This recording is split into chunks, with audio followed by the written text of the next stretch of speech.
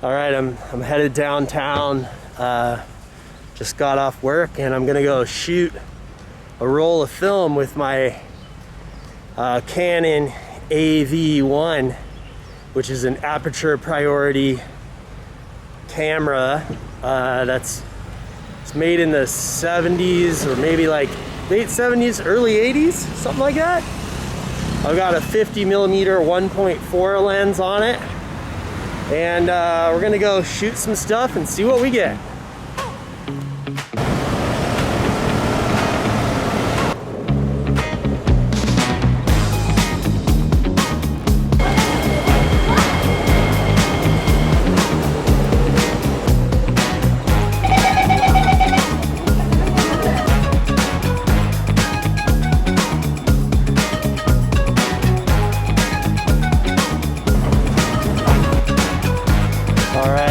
Off the metro at Dobie Gout Station, and it's really bright out here this afternoon. Some really high contrast shooting conditions, but I'm gonna try to get some good pictures here, snap off some shots, and then I'll take it down to get developed.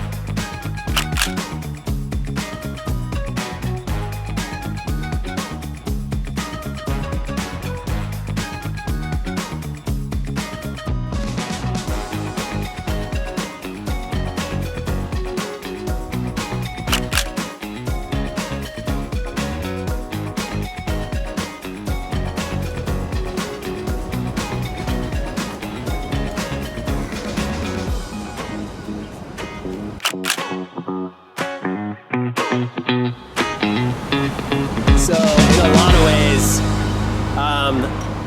shooting within the limitations of film photography kind of makes you slow down, and you have to be a little bit more economical with your shots and a little bit more intelligent with your compositions, which is one thing that's really missing from digital photography. You know, you're always you're able to throw away so many images and shoot so many that you're not really that careful.